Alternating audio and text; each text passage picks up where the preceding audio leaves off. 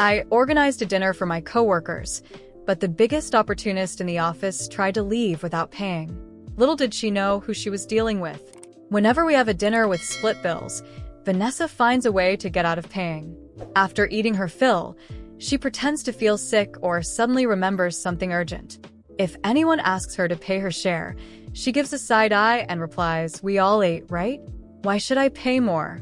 We all breathe the same air, don't we? Why don't you charge for that?" And of course, since she has important connections, no one wants to cause trouble with her. Most people swallow their frustration. As I was new, I offered to organize a company dinner and suggested splitting the costs. Vanessa took advantage of the situation, ate everything, and then tried to avoid paying. She even pretended to have a seizure to get out of it, thinking I'd let it slide. But I smiled. She had no idea who she was dealing with. I don't back down. "This food is terrible," Vanessa complained as she shoveled another bite into her mouth. "It's something my mom spent weeks preparing just to send to me from Seville," Mariana replied, her eyes fixed on the empty packages in front of Vanessa. Stunned, Vanessa scoffed and cleaned off the last of what was left. "You didn't say I couldn't eat it," she retorted. Mariana's face twisted, and her eyes began to fill with tears. "I offered you a taste, not to eat everything," she said, starting to cry. Vanessa raised an eyebrow in disdain. "Really?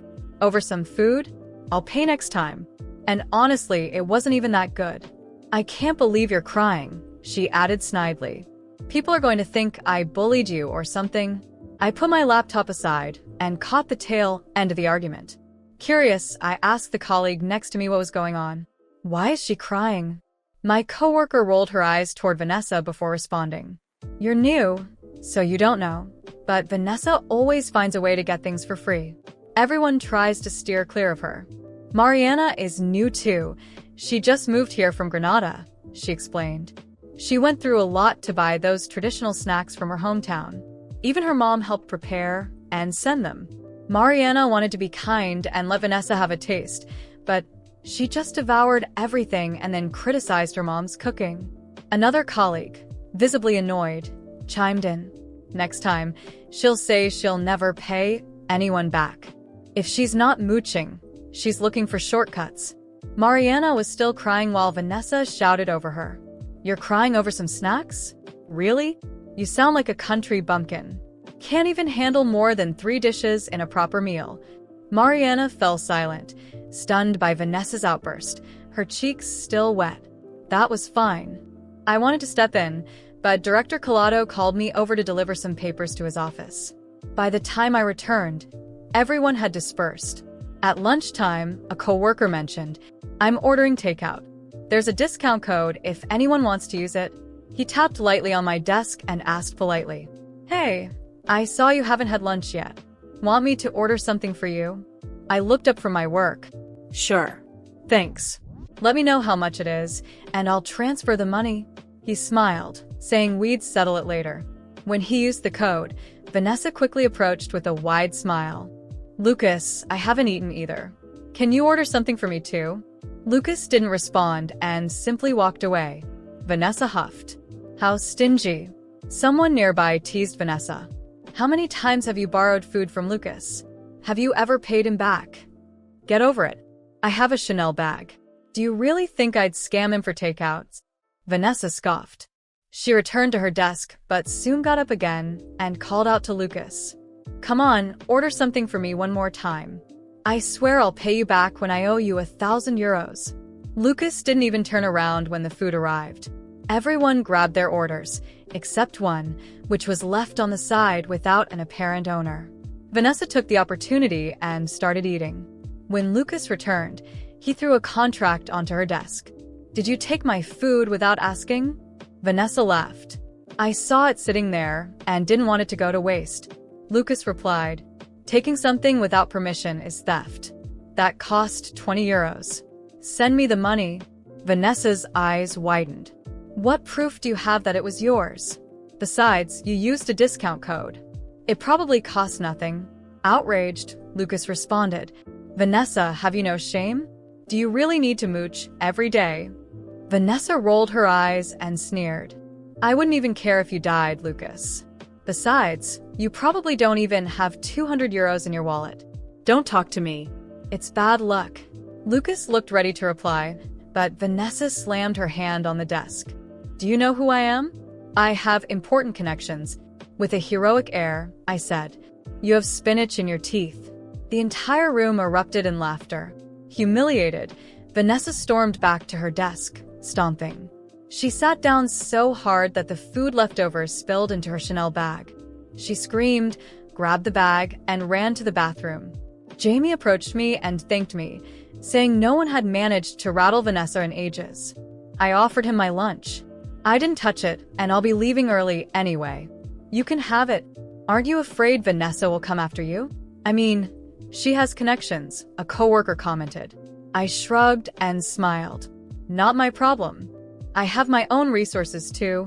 He let out a low whistle. Respect. On Friday, I suggested going out for dinner to get to know the team better. There's a new Japanese restaurant nearby. I know the owner, and we can get a 50% discount. Everyone loved the idea. Agreed, but everyone pays for themselves, they insisted, to avoid any freeloading. That's fine, but I'll order a few extra dishes to share, I said enthusiastically. Jamie was the first to raise his hand. I've been wanting to try this place for ages, but it's so expensive. With a discount, I'm in. Soon, everyone confirmed. We can't miss this opportunity. I reserved a private room for 10 people. At the last minute, Vanessa waved at me with an exaggerated smile. Add me too, I'd love to go. I hesitated but replied. Only if you pay your share. Her face tightened, but she forced a smile. Of course. Do you think I'm the kind of person who doesn't pay? I'll definitely pay. Jamie leaned in and whispered, don't trust her. She always says she'll pay, but she comes up with excuses. Either she gets sick or leaves early. She never pays. Really? I raised an eyebrow. And you let her get away with it? He shrugged, resigned. She owes me about 500 euros for lunches, but I can't risk my job confronting her. I just smiled. Don't worry, today I'll get your money back. When we arrived at the restaurant, I handed out the menus so everyone could choose. Even with the discount, the prices were still high, so everyone chose carefully. Vanessa, however, grabbed the menu, gave it a quick glance, and placed her order. More sashimi, lobster, 1 bottle of sake. The others exchanged incredulous looks. What is this? Vanessa, this isn't free. Why are you ordering all that? She shrugged and casually replied, what's the problem? I'm going to pay my share. Don't be so stingy. The others exchanged irritated glances. I raised my hand to calm them. Vanessa promised to pay. Everyone, enjoy the meal. I'll cover any extras. When the dishes arrived, Vanessa was the first to dive in, piling food onto her plate before anyone else had a chance. Vanessa, you could be a bit more considerate. We're all sharing, someone commented. She bit into a red shrimp and replied, your hand's broken? Nobody's stopping you from eating. Seriously? Someone slammed the table. She crossed her legs with disdain. Who do you think you are? Who are you to tell me what to do? The dinner became tense as the meal ended. Vanessa dramatically held her stomach. I need to go to the bathroom, she said, trying to leave quickly. I calmly blocked her. Pay first. She looked around, feigning indignation. Do you think I'd run away over a few coins? I'm serious. My stomach is killing me. She pointed to her bag on the table. My stuff is right here. I returned to my seat, and she rushed out. Everyone knew she wasn't coming back. Jamie muttered under his breath. I'll go after her. I grabbed his arm with a smile. No need. She's not going anywhere. I held Jamie's arm with a confident smile and said, no need. She's not going anywhere. He looked at me, confused, but decided to trust me. The room was filled with tense silence. Everyone watching the door Vanessa had just rushed through. For a moment, no one knew what to do. I calmly stood up and called the waiter, asking for the bill so we could divide it among everyone present. As he brought the receipt, I walked over to the bag Vanessa had left on the table. Without hesitation, I unzipped it and, as expected, it was practically empty, No cards, no wallet, just a lipstick and a set of keys. Predictable, I murmured. I grabbed the keys and held them up. Does anyone know which car Vanessa drives? I asked aloud, drawing everyone's attention. Jamie raised his hand, still unsure of what I was planning. It's the black sedan parked in front of the restaurant, he replied.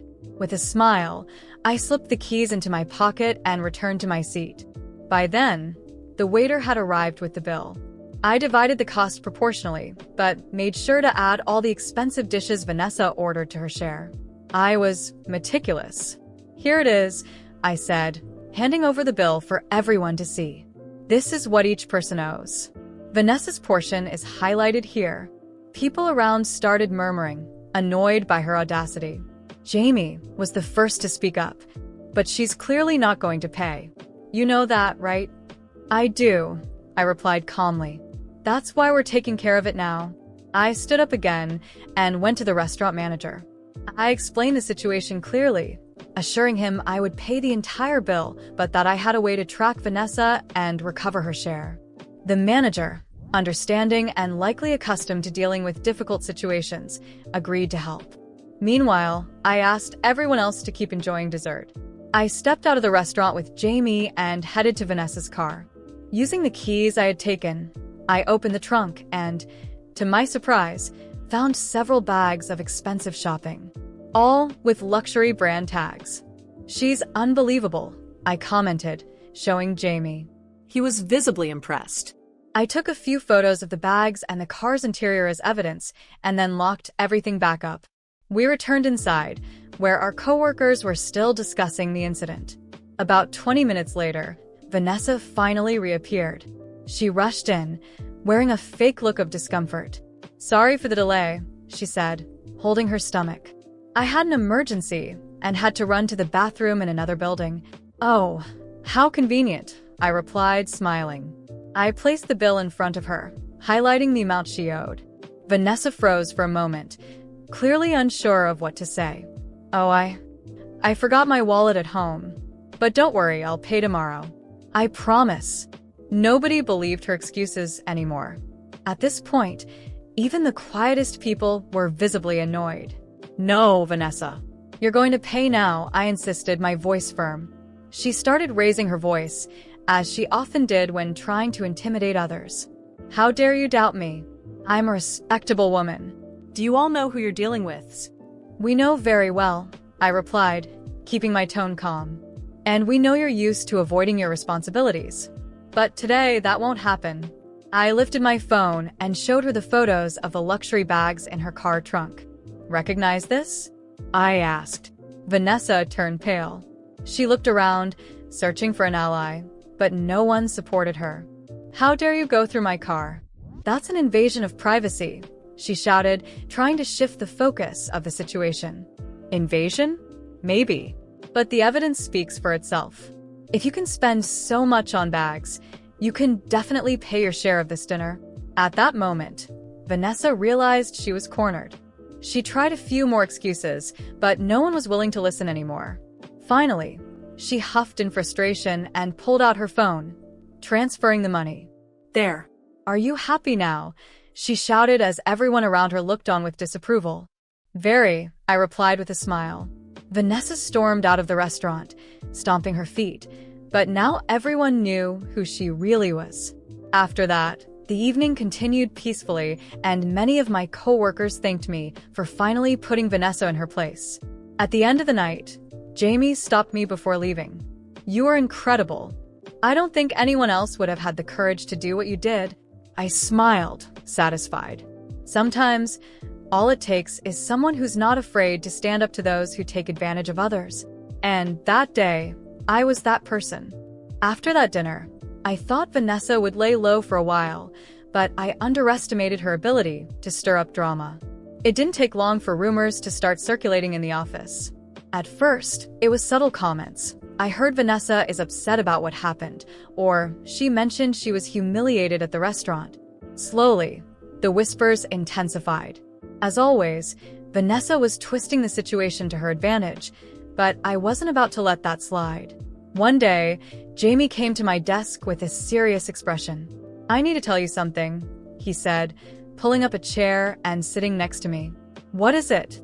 I asked, curious. Vanessa is telling everyone that you were unfair to her.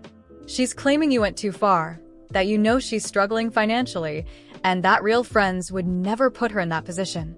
I laughed, shaking my head. So, now she's trying to play the victim? I'm not surprised. It's not just that, Jamie continued, glancing around to make sure no one else was listening. She's planning something for the next group outing. I heard she wants to expose you in front of everyone, pretend she can't pay again, and try to humiliate you publicly. My expression grew serious. This was too much. It wasn't enough for her to dodge responsibility. Now she wanted to make me her target? I took a deep breath, trying to stay calm. Thanks for letting me know, Jamie. I'll handle it. I spent the rest of the day thinking about how to deal with the situation. I knew Vanessa had a pattern of behavior, but this time, I wouldn't let her manipulate the narrative. I decided to prepare myself. In the days that followed, I gathered all the evidence I could. Screenshots of old messages where Vanessa confirmed she'd pay bills but never followed through. Photos of the luxury items she flaunted on social media while claiming to be struggling. Even screenshots of conversations with other coworkers complaining about her behavior. My goal wasn't to attack her personally, but to reveal the truth. The day of the outing arrived. This time, we had planned to meet at a more casual bar with outdoor seating. I arrived a bit early, determined not to be caught off guard. Soon, coworkers began to arrive, and Vanessa showed up last, as always, with an exaggerated smile on her face. She greeted everyone as if nothing had happened, but it was clear she was watching my every move, waiting for the right moment to strike. As drinks and snacks were served, she began her usual comments. Oh, I'll just have water today. Things are tight financially, you know how it is. But don't worry, I promise to pay next time. She glanced at me sideways, as if gauging my reaction. I let her continue, waiting for the perfect moment. After a few minutes, she finally made her move. You know, what happened at the last dinner was really embarrassing. Some people here. She paused, looking directly at me, need to understand that not everyone has the same financial means. It's easy to judge when you're in a comfortable position. Some coworkers began shifting uncomfortably. It was obvious she was trying to manipulate the situation, but before she could continue, I raised my hand, signaling that I wanted to speak. Vanessa, I'm glad you brought that up, I began calmly, because I think everyone here deserves to know the full context.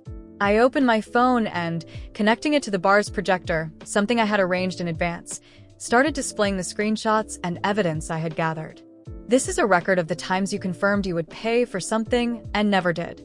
Here are photos of the luxury bags and items you flaunt on social media while claiming you can't afford to pay for a drink.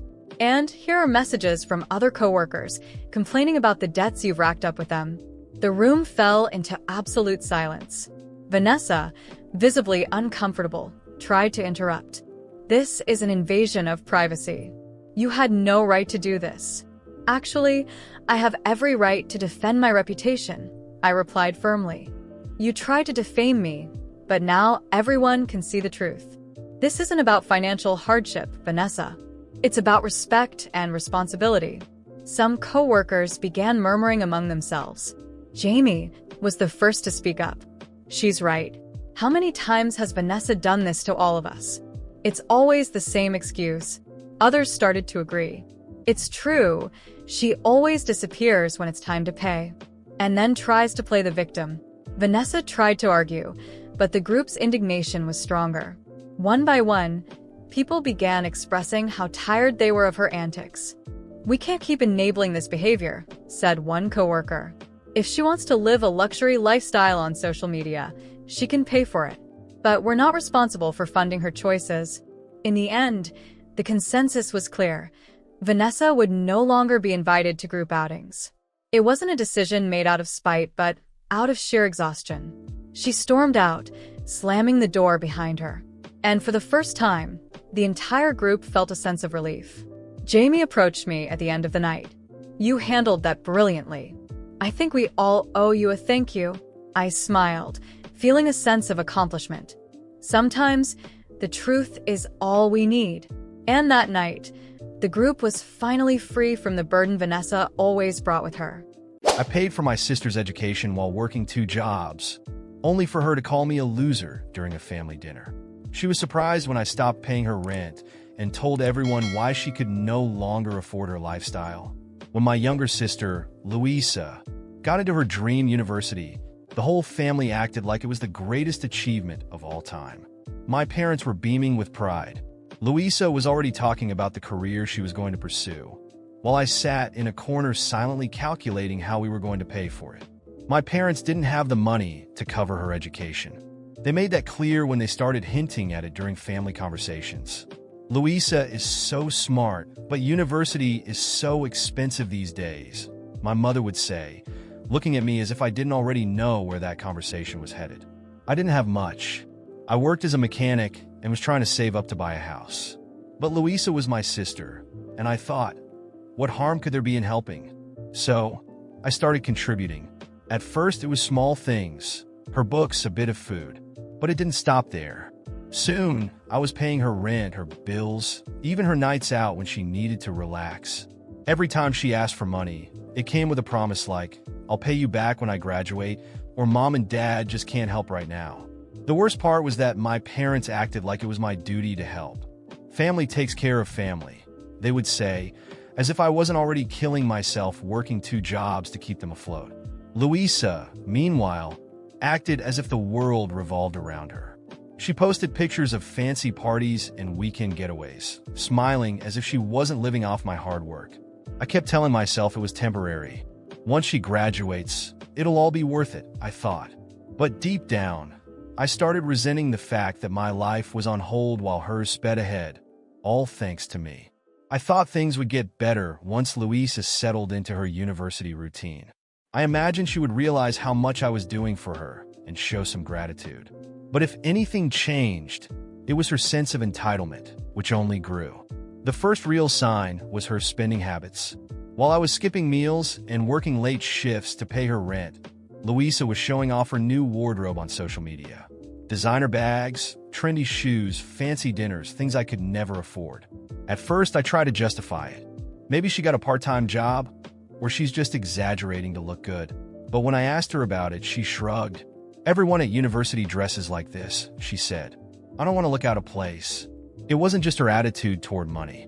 It was everything. She treated me like a walking ATM. She never asked how I was doing or if I needed help. My parents weren't any better. Whenever I tried to talk about how much I was struggling, they guilt-tripped me into silence. She's your sister, my mother would say. She's building a future. You should be proud to help her. But it wasn't just helping. It was sacrificing. My weekends disappeared. My savings were wiped out. And that house I always dreamed of? Forget it. Meanwhile, Louisa couldn't even be bothered to send a thank you note. Instead, she would call to complain about her professors. It was always something like, they don't understand how hard I work, or it's not fair that they give me so much work. And I, exhausted after a double shift at the workshop, had to listen without arguing. After all, if I dared to say anything, I'd be the insensitive one who didn't understand how hard she was fighting for her future. Then came the dinner. An invitation from my mom, as always, disguised as an attempt at family bonding, but I knew it was just another chance for everyone to pretend everything was fine. Even so, I accepted, thinking it might be nice to have a moment of peace away from work and bills. I arrived at my parents' house straight from the workshop, my hands still marked with grease, and was greeted with the same coldness as always. My mom was busy in the kitchen, and my dad was on the couch watching TV. Apparently, Louisa was already there, in her room, resting from her exhausting week. Of course, because studying a few hours and partying on the weekend must be exhausting. When we finally sat down at the table, I tried to focus on the food and tune out the conversation. But Louisa didn't take long to start her show, as she always did. You won't believe what happened at university, she began, with that exaggerated tone only she could use. I had to redo an entire assignment because the professor said it wasn't up to standard, as if he knew anything. No one responded immediately. My dad let out a supportive grunt. My mom nodded her head, and I kept chewing, trying not to say what I really thought. But she didn't stop there. It's so frustrating. I'm one of the best students, but it seems like they just want to bring me down. It's like they don't want to see me succeed. You know what I mean, right? I took a deep breath, mentally counting to 10, but before I could stop myself, my mom decided to add fuel to the fire. Louisa, sweetheart, don't worry. You're brilliant, and we all know it. Some professors are just jealous of your potential. I couldn't hold back. Or maybe they're trying to teach you something, and you just don't want to listen. The silence at the table was immediate. Louisa shot me a glare that could kill, but I kept eating, pretending not to notice. What's that supposed to mean? She asked, her voice full of indignation. It means maybe it's time to stop blaming everyone else and start taking some responsibility. You're in university, Louisa. You're not a child anymore. You can't expect the world to treat you like a princess. My mom tried to intervene, but Louisa was already ready to attack. Oh, of course. Coming from who? The mechanic who never left his workshop? Please, you don't even know what responsibility is. All you do is fix cars and complain about life. You know what you are? A loser. That's what you are. The word hit like a slap. For a moment, everything stopped. I looked at her, incredulous, trying to process how the same person I had supported for years, who lived off my hard work, could stand there insulting me in front of the entire family. I stood up slowly, placing my napkin on the table. My mom started to say something, but I raised my hand to silence her. That's enough. I'm done. I looked Louisa straight in the eyes. You want to call me a loser? Fine. But you know what? This loser paid your rent, your bills, and even your damn parties while you pretended to be an adult. This loser gave up his own dreams so you could live yours. And what do I get in return? Insults. She opened her mouth to speak, but I didn't let her. From today, it's over. I'm not paying for anything else. I won't sustain your spoiled princess lifestyle anymore. Want to call me a loser? Fine. But now you'll have to figure out how to pay your bills on your own. Good luck with that. My mom started crying, and my dad, in his typical apathy, muttered something like, "We'll talk about this later," but I wasn't willing to listen anymore. I grabbed my things and left, leaving the table in silence. On the way home, I felt a mix of relief and anger. Relief for finally saying what needed to be said, but anger for letting the situation get this far. I knew Louisa wouldn't take it easily. She was good at manipulating people, and my parents would probably do everything they could to make me back down. But this time, it wouldn't work. When I got home, my phone started ringing. It was my mom. I ignored it. Then messages started coming in, first from her, then from Louisa. You can't do this to me. I need you. How am I supposed to pay the rent now? I read them all, but I didn't respond. I knew this war was far from over, but for the first time in years, I felt like I had a chance to take back my life. When I finally got home that night, I was still trembling with anger. The word loser echoed in my mind like a knife spinning endlessly. The audacity of Louisa to call me that, after everything I had done for her, was unbearable. I knew she was used to being treated as the center of the universe, but this had crossed every line. However, as I sat on the living room couch, I began to feel something different. For the first time in years, I felt free. Free from carrying the weight of her choices. Free from having to sacrifice my own dreams for someone who didn't even understand the meaning of gratitude. That thought brought me unexpected relief, and I decided that from now on, I would be the priority in my own life. The next day, I woke up early and went straight to the workshop. It was a Saturday, but it made no difference to me, as I worked every day to support a life that wasn't mine. While tightening bolts and replacing parts, I felt something different in the air, a new determination. Maybe it was time to change. Maybe it was finally time to think about my own future. But, as expected, Louisa wasn't going to let it go easily. Before noon, my phone was already full of messages from her and my parents. Her messages ranged from desperate pleas to veiled threats. If you don't pay my rent, I'll be evicted. Don't you care about my future? And of course, the classic manipulation. Mom and Dad are so disappointed in you. They never thought you could be so selfish. I took a deep breath and decided it was time to face this once and for all. I called her. When she answered, her voice was loaded with anger and contempt. Finally, I thought you were going to keep ignoring me. How can you be so stingy? I can't believe you're actually leaving me in this situation. Louisa, I just want to know one thing. I began trying to keep my composure. Do you really think I'm a loser? She was silent for a moment, but she didn't take long to retort. Well, I was just being honest. I mean, look at you. You're stuck in that mediocre job while I'm trying to build a real career. I snorted, a short and bitter sound. So, you really think your life is better than mine? That I'm inferior to you because I'm a mechanic? It's not that, she said, but her voice betrayed the lie. I just think you could have done more with your life. Done more? I finally exploded. Louisa, do you know what I've done with my life? I've dedicated it entirely to supporting you. I paid for your university, your rent, your bills, your parties. While you were spending my money on clothes and trips, I was skipping meals and working double shifts. And yet, you think you have the right to look down on me? You have no idea what responsibility is. She tried to interrupt, but I didn't let her. Do you know what's more ironic? You're there, thinking you're superior, but who's going to be evicted now that I've stopped paying for everything? Who's going to have to learn to live in the real world without depending on me? And do you know what else? I'm done.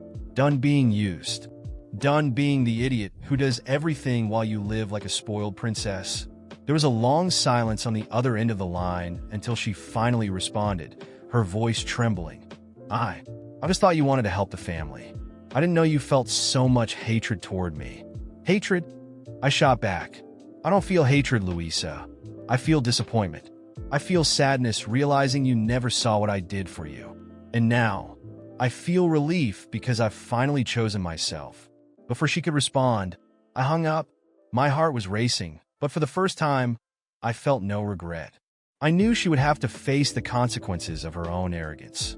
And as expected, she didn't fare well. 2 weeks later, I received a message from my mom saying Louisa had been evicted. Apparently, her amazing internship didn't pay enough to even cover half the rent. She tried asking her friends for help, but as is often the case with people like her, she had no one truly willing to sacrifice for her. Ironic, isn't it? Now she finally understood what I had done for her. My parents, of course, tried to intervene. My mom called almost every day, saying I was being cruel, that Louisa was my sister, and I had an obligation to help her. But this time, I didn't give in. I didn't answer, didn't back down, and let them deal with the consequences of their own choices. After all, who had decided I was responsible for her? Not me. Meanwhile, I started investing in myself. I opened a savings account, something I hadn't done in years. I started researching courses to specialize in advanced automotive mechanics and even considered opening my own business. For the first time, I had hope for my own future. And Louisa? Well, I heard she had to move back in with our parents, something she had sworn she would never do. I imagine it was a hard blow to her ego. But honestly, it was no longer my problem. Finally, I was free. And for the first time in a long time, I was ready to live my own life my way. I refused to give money to my parents when they needed it the most, even after they had helped me my entire life. And today, I feel like a monster because of it. For as long as I can remember, I always knew we were humble. We weren't rich, not even close, but I never felt like I lacked anything. My parents always found a way to provide me with everything I needed, and that included much more than just food and clothes. They gave me opportunities. My father worked from sunrise to sunset, taking extra shifts and accepting any side jobs he could find. My mother, just as dedicated, juggled 2 jobs to make sure I had something they never had, a quality education. They believed that studying was the key to a better future, so they did everything they could to enroll me in the best schools possible, even if it meant constantly living on the edge financially. But as a child, I never realized that. To me, my life was normal. I went to school like everyone else, had lunch packed in my backpack, and wore sneakers that weren't the most expensive, but weren't the worst either. My parents never let me see the weight they carried. I didn't notice the overdue bills, the nights my mother slept less because she took on another shift, or the days my father came home exhausted but still sat with me to help with my homework. And the funny thing is, I always had an entrepreneurial spirit. Maybe it all started with a game that marked my childhood, Habbo Hotel. I was completely addicted to that game. Anyone who has played it knows how it works. To stand out, you needed money, the famous Habbo credits. And I wanted status in the game. I wanted the best furniture to create popular rooms, to make deals. But I didn't have a credit card, and my parents couldn't afford to spend money on things like that. So I started thinking of ways to earn it on my own. I remember when I was about 10 years old and discovered that I could resell Habbo coins within the game. I would buy cheap items and resell them at a higher price, negotiate with players, and make a profit. In no time, I was running my own little empire in the game. And that's when I realized something. I loved it. I loved the idea of entrepreneurship, of making deals, of earning money independently. And while I was there, fascinated by a virtual world of negotiations and strategies, my parents were in the real world, working tirelessly to ensure I had an education that would take me much further than an online game ever could. I love them more than anything. If I could have, I would have done something for them even back then. But for years, I never realized just how much they sacrificed. They never let me see the burden of responsibility they carried. But as time went on, reality hit. And when I finally managed to make enough money to repay everything they had done for me, what happened was the complete opposite of what I had imagined. If I had to describe my teenage years in a few words, I'd say they were a mix of admiration, ambition, and ignorance. I saw my parents as true heroes. They always found a way to fix everything, always made sure I had the best opportunities, even when it was clear they couldn't afford it. I grew up admiring their strength while also believing that the world worked in a much simpler way than it actually did. I didn't realize how much my parents struggled to keep our lives running. To me, it was as if they had some kind of superpower. Money appeared when it was needed, bills got paid somehow, food was always on the table. It didn't matter if my father came home with red, tired eyes, or if my mother went days without a break. Everything just seemed to work out in the end. And I never bothered to understand how. While they were constantly trying to balance finances and keep everything together, I became more and more fascinated with the world of business. My interest in entrepreneurship, which started with Habbo Hotel, only grew over time. I didn't just want to work a regular job and earn a paycheck. I wanted to be someone big, someone who had complete control over their financial life. That's when I discovered financial gurus on the internet. Like any curious teenager who spends too much time online, I started consuming videos about wealth, success, and investments. It didn't take long for me to become completely hooked. Every video, every motivational quote, every story of someone going from rags to riches pulled me in. I believed it all. I absorbed every piece of content as if it were a sacred manual for success. And of course, it wasn't just videos. I started reading finance books. Rich Dad, Poor Dad was the first. I felt enlightened as I read about the difference between assets and liabilities, about how the rich don't work for money, but make money work for them. Then came Secrets of the Millionaire Mind, which talked about the mindset of wealth and how our thoughts about money shape our lives. With each page I read, my mind raced with ideas about how I could escape mediocrity and build something huge. I thought I was smart. Really smart. While my classmates were worried about parties and relationships, I was busy planning my financial future.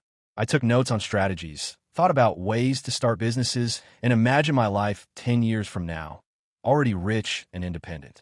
But at the same time, something strange happened. I started seeing my parents differently. Before, they were my heroes. Now, after consuming so much financial content, I started noticing mistakes in what they were doing. Why was my dad still working so hard when he could be investing better? Why was my mom stuck in exhausting jobs instead of finding more profitable alternatives? Why weren't they reading the same books as me? It was as if suddenly I had learned something they had never been taught, and that made me think they were making terrible choices. But I was just a teenager who thought he was wise just because he had read a few books and watched some videos. The truth, which I only realize now, is that I was being naive. My parents weren't dumb. They weren't doing things wrong because they wanted to. They were surviving. The real world doesn't work like it does in finance books or in motivational videos from millionaire gurus. It's not just about thinking like a rich person or investing better. People born into poverty face obstacles that someone from a comfortable background will never fully understand. But back then, I didn't see that. I knew my parents had financial problems, but I never really cared. To me, it was just another phase. I believed they had everything under control. After all, they always had, right? I had never lacked anything, so why should I worry? I saw my dad sit in silence, staring at the bills on the table. I noticed when my mom seemed more exhausted than usual after a long day. But I never asked if they needed help. I never tried to understand the burden they carried. Because in my teenage mind, money was just a matter of mindset. And if my parents were always struggling, maybe the problem was how they thought about money. Today, that thought embarrasses me. I didn't realize my mother was sacrificing her own health just so I could continue attending the good school they had chosen for me. I didn't notice that my father was wearing himself down more and more each year from all the heavy labor. I didn't see that they were slowly sinking, all to give me a better future. And I, in my peak teenage arrogance, thought they just weren't thinking about money the right way. It's hard to admit this now. Back then, I only cared about my own plans. I wanted to be rich, successful, independent. My parents, they could keep figuring things out, as they always had. It took me years to understand how blind I was. But at the time, I was still fully committed to my dream of entrepreneurship, convinced that I knew exactly how the world worked.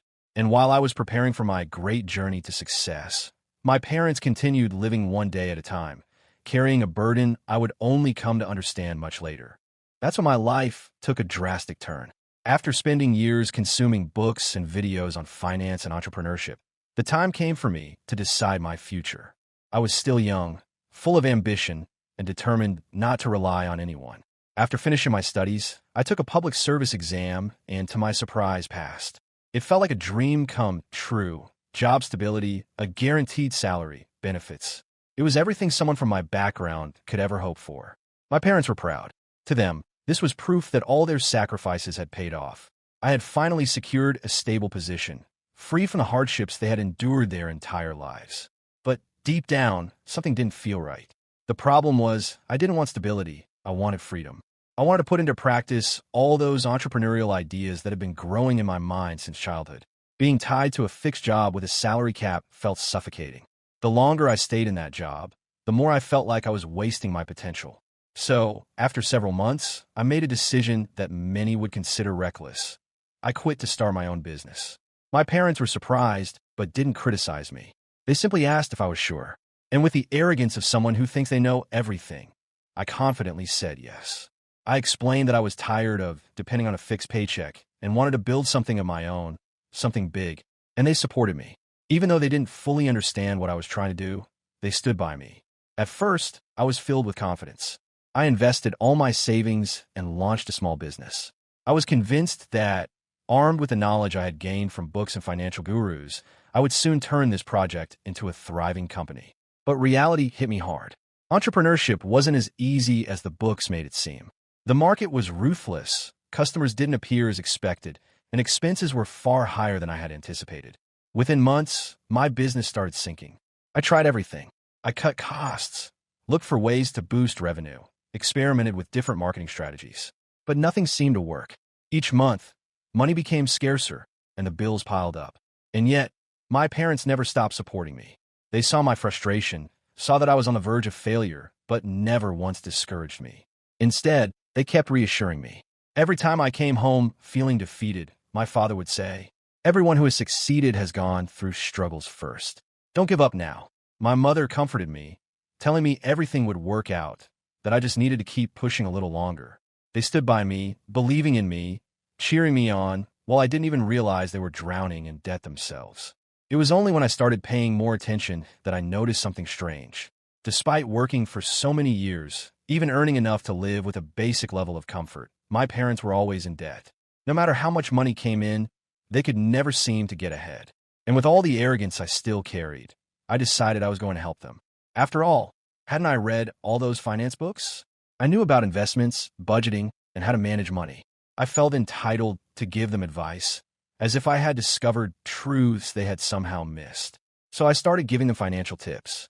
I told them to stop spending money on unnecessary things, that they needed to invest smarter, avoid installment payments, cut down on frivolous expenses. I spoke as if I had all the answers, as if their financial struggles were simply due to poor money management. What I failed to realize was that I myself was going broke. I, who thought I was so financially savvy, who wanted to teach my parents about money, was on the verge of bankruptcy. I preached about financial intelligence while my own business was collapsing. And that was when I finally saw the truth. My parents' problem was never just money. I could have given them any amount, paid off all their debts at that moment, and within months, they would have been in debt again. Because the problem was deeper than that. It wasn't just about how much they earned. It was about how they viewed money. My parents had grown up in an environment of scarcity. Their entire lives had been about survival, about making ends meet, about making sure I never went without. To them, money was never a tool. It was a constant source of stress, something that was never enough. They had become accustomed to always living on the edge. Whenever they had extra money, instead of saving or investing, they would spend it on something they had wanted for a long time. Because after years of sacrifice, they felt they deserved a little happiness. And I couldn't blame them for that. They had spent decades denying themselves luxuries. How could I expect them to suddenly start acting like the wealthy businessmen from the finance books I've been reading? At that moment, I finally understood. Money isn't just about numbers. It's not just about cutting expenses or making smart investments. Money is tied to emotions, to fears, to deeply ingrained beliefs. And in that moment, I realized my parents didn't need my financial advice. They needed me to understand them. And for the first time in my life, I truly saw my parents, not as heroes, not as people who were making mistakes and needed fixing, but as human beings, people who had spent their entire lives fighting, failing, learning, and doing the best they could. From that moment on, everything started to change. But it would take time before I fully grasped the true impact of this realization. After the failure of my first business, I spent years trying to rebuild myself. I didn't want to go back to a traditional job. Entrepreneurship was still my goal, but this time, I needed to be smarter. That's when I fully immersed myself in the world of digital business. I spent months studying, testing strategies, and investing what little I had left in courses and tools. I worked with affiliate marketing, tried dropshipping, created monetized blogs. I experimented with everything. Some projects brought in small returns, while others were complete failures. During this process, I started recognizing my past mistakes. I had been arrogant. I thought I knew everything about money just because I had read a few books and watched some videos online. But nothing replaces real experience. The business world doesn't follow fixed, predictable rules, and I had learned that the hard way. While I was trying to rebuild myself, my parents continued living as they always had. The difference was that now, they were elderly and even more consumer-driven.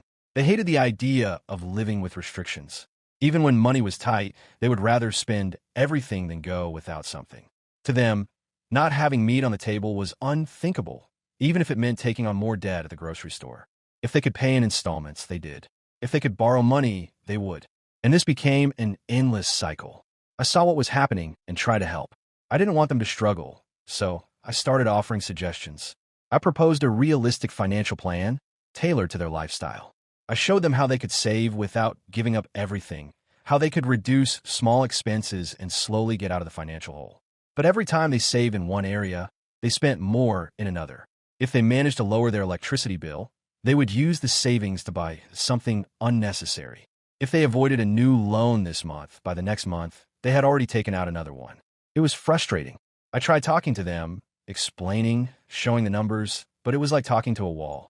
To them, any extra money meant an opportunity to spend more, never to save. At that point, I decided to stop insisting and fully focus on the digital world. After so many failures, I finally got it right. I created an online store that started doing extremely well. It was a simple idea, but well executed. I learned from my past mistakes, and this time, I built everything with strategy, without rushing, and without letting blind enthusiasm take over. And suddenly, I was making real money. It wasn't an overnight success, but sales were growing steadily. For the first time in my life, I felt like I was in control. But when the money started coming in, things got serious. My parents, who had struggled with finances their entire lives, saw my new reality, and they started looking at me differently. And that's when everything began to change. After that conversation, something changed. My parents kept saying everything was fine, that they understood my decision. But in the small interactions of daily life, I could feel that something had shifted. The phone calls became less frequent. They no longer share their problems with me as openly as before. Whenever money came up in a conversation, there was an awkward silence, like an invisible barrier had formed between us. I wanted to believe it was just my imagination, that nothing had really changed, but the truth was undeniable. Something in our relationship had cooled. There were no fights, no direct accusations, but things simply weren't the same anymore. And even though I kept telling myself I had made the right choice, the guilt kept growing inside me. I wondered if I was being selfish, if I was truly abandoning my parents after everything they had done for me. They weren't bad people. They weren't reckless with bad intentions. They had just spent their entire lives trapped in a cycle of debt and constant expenses because that was how they had learned to survive. And now, with all the financial stability I had worked so hard to build, I was refusing to help them. Every time I saw them, I noticed how much older they had become. My mother didn't have the same energy as before. My father moved slower, with more exhaustion, and that only made my guilt worse.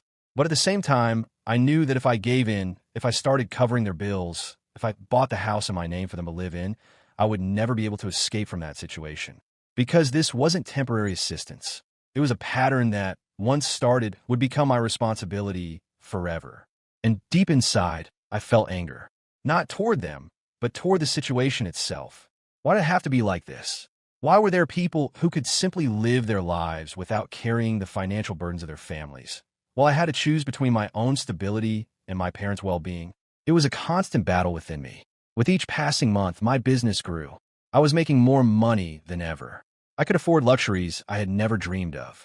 But all of it came with a bitter feeling, as if I was failing in the most important way.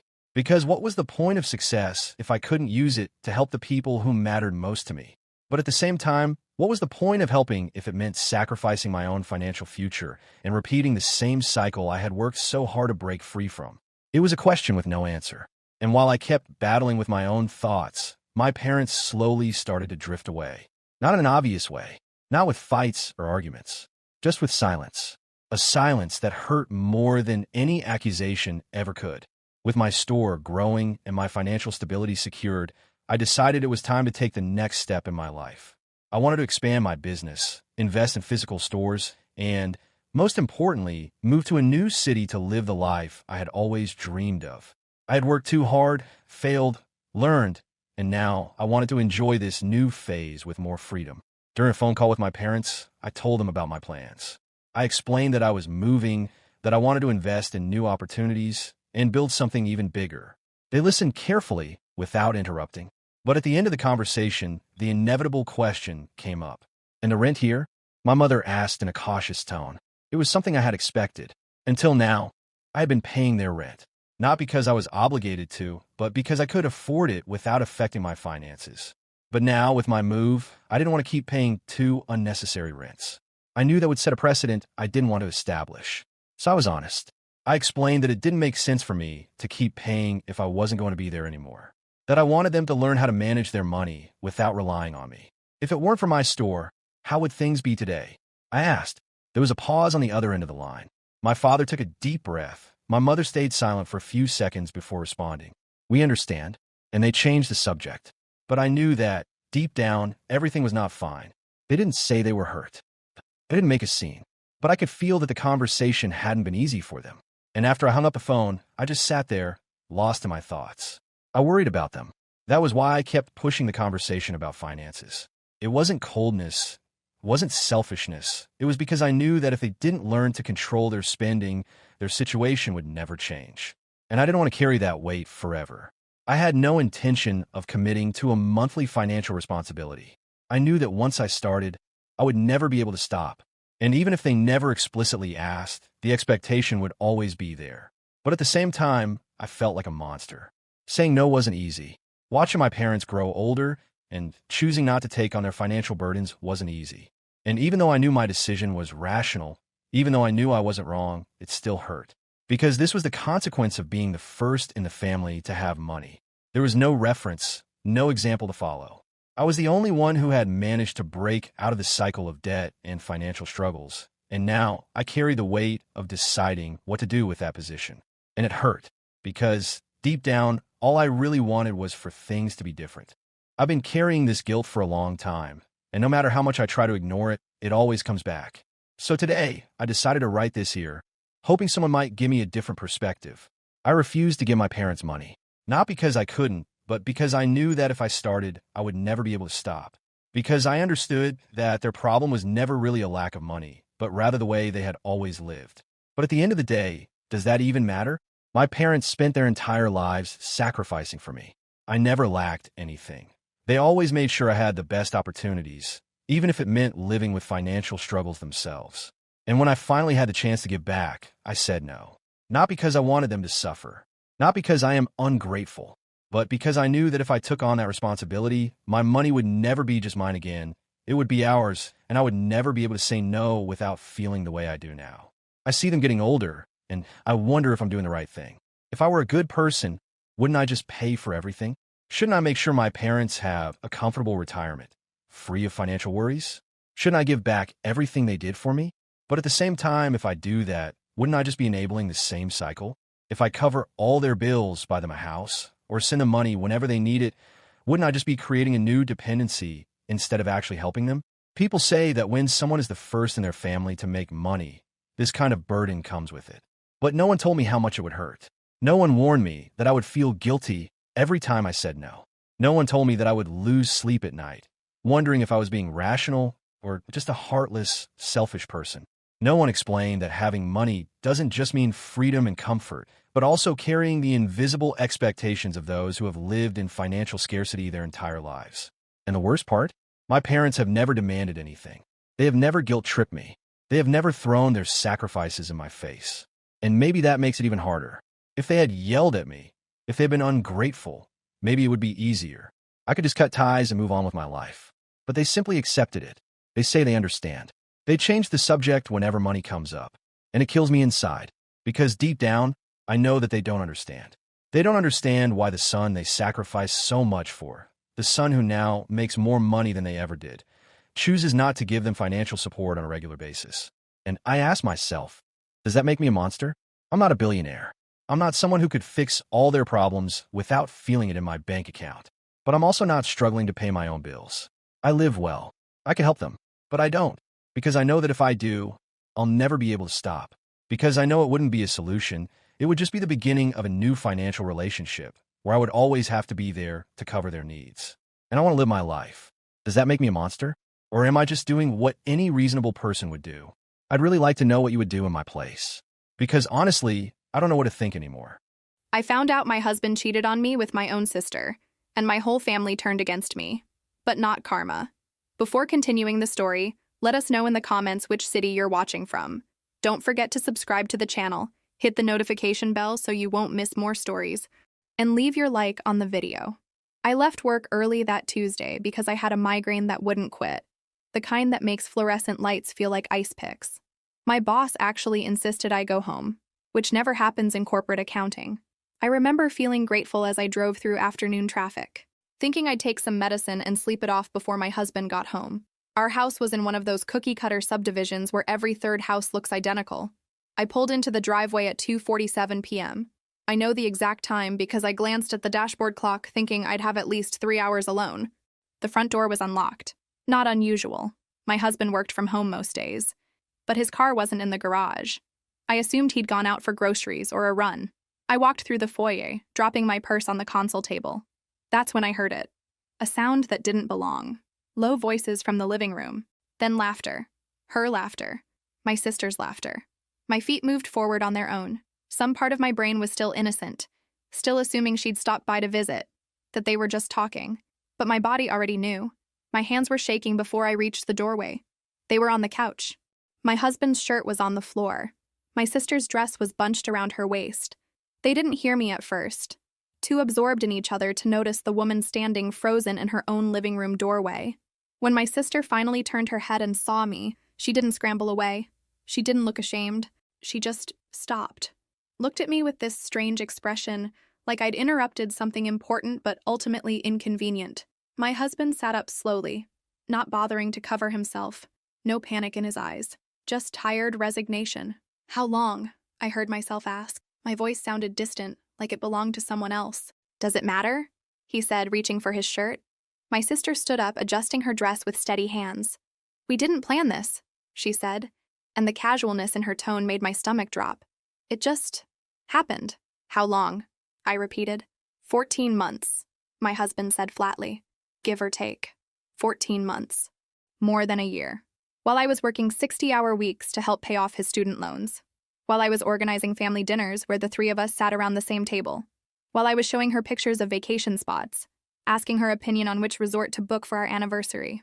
"I'm not going to apologize," my sister said suddenly. Her chin lifted slightly. Defiant. "You can't help who you fall in love with."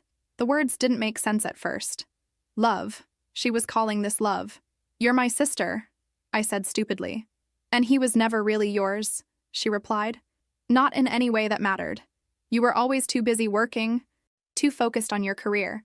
Someone had to actually be here for him." My husband didn't contradict her. He just stood there buttoning his shirt, watching me with something like pity. I want you out, I said. Both of you. Now. This is my house too, my husband said calmly. Legally. You can't just kick me out. Then I'll leave. Fine. That was it. No begging, no tears from either of them. My sister picked up her purse, kissed him on the cheek, kissed him right in front of me, and walked past without another word. I stood in that living room for a long time after they left separately, in his truck and her sedan. The afternoon sun was still streaming through the windows, dust motes floating peacefully in the light. Everything looked exactly the same as it had that morning. Same throw pillows I'd arranged on the weekend, same framed photos on the mantle, our wedding, family vacations, my son's school pictures. The normalcy of it all made everything worse somehow. The migraine was gone. I couldn't feel anything at all. Just this vast, hollow numbness where my life used to be. Eventually, I called my mother. She would know what to do. She would help me make sense of this. She always did. Mom, I said when she answered. I need you. What's wrong?